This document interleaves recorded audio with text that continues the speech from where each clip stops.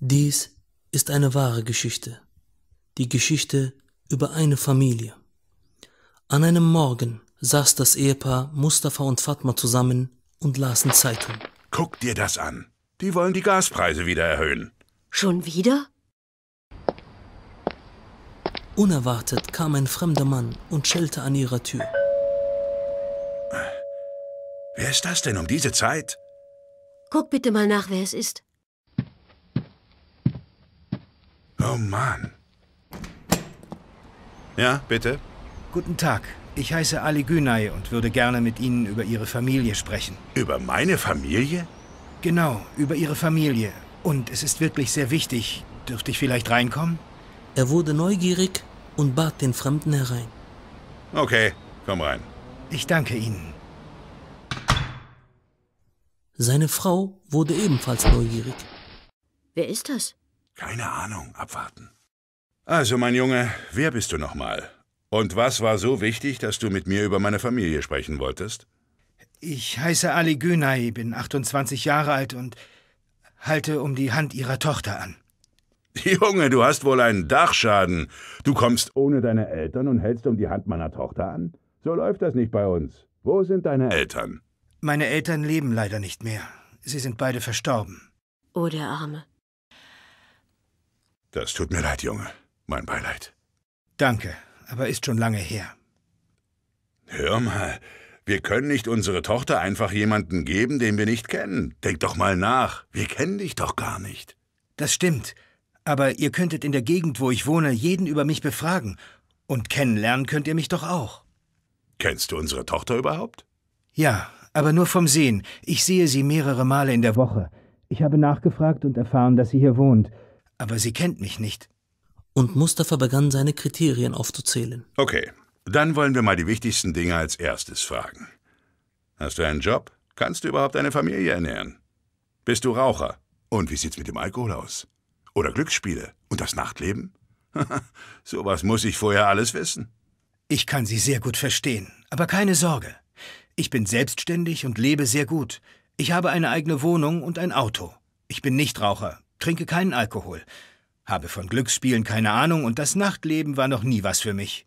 Fragen Sie in meiner Nachbarschaft, die werden das alles bestätigen. Esma belauschte sie heimlich. Und was sie hörte, gefiel ihr sehr. Wow, der scheint Geld zu haben. Hoffentlich sieht er auch gut aus. Also, sowas können wir nicht einfach so entscheiden.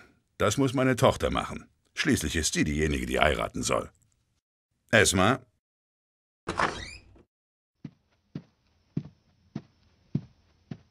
Esma, mein Kind, das ist Ali. Er ist 28 Jahre alt und selbstständig. Er ist extra gekommen, um deine Hand anzuhalten. Wir haben alles, was wir wissen wollten, erfahren. Natürlich werden wir seine Angaben überprüfen. Aber was sagst du dazu, mein Kind? Es ist deine Zukunft. Sie überlegte einen kurzen Augenblick. Geld, eigene Wohnung, eigenes Auto und gut aussehend. Einfach nur perfekt. Und traf die Entscheidung ihres Lebens. Baba, du weißt, was am besten für mich ist. Ihre Eltern hatten keine Bedenken mehr. Wenn das so ist, dann habe ich auch keine Einwände. Möge dir ewig glücklich werden. Es waren Freudentränen, die sie vergossen. Ihre einzige kleine Tochter war nun alt genug geworden und wollte eine eigene Familie gründen. Mustafa überprüfte Alis Angaben und an einem sonnigen Tag wurden die beiden ein Ehepaar. Es kamen ca. 1000 Gäste zu ihrer Hochzeit. Sie hatten die Hochzeit ihrer Träume.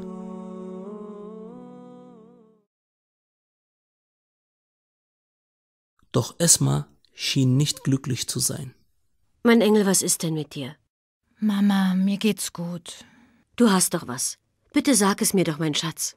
Mama, ich weiß nicht, wie ich es sagen soll. Mir kannst du doch alles sagen. Mama, der Ali weigert sich, die Ghusl-Reinigung zu machen. Was? Oh mein Gott. Wie, er weigert sich? Wie kann man sich denn da weigern? Ich weiß auch nicht, Mama. Ich bin so durcheinander. Ich rufe deinen Vater an. Er soll mit ihm ein Männergespräch führen. Vielleicht weiß er nicht, wie das geht und schämt sich bloß. Sofort rief sie Mustafa an und teilte ihm alles mit. und er machte sich gleich auf den Weg. Als er zu Hause ankam, war er außer sich. Das hat mir noch gefehlt. Läuft der unrein rum oder was? Dem werde ich was erzählen. Warte nur ab. Ali, kannst du sofort zu uns kommen? Es ist wichtig.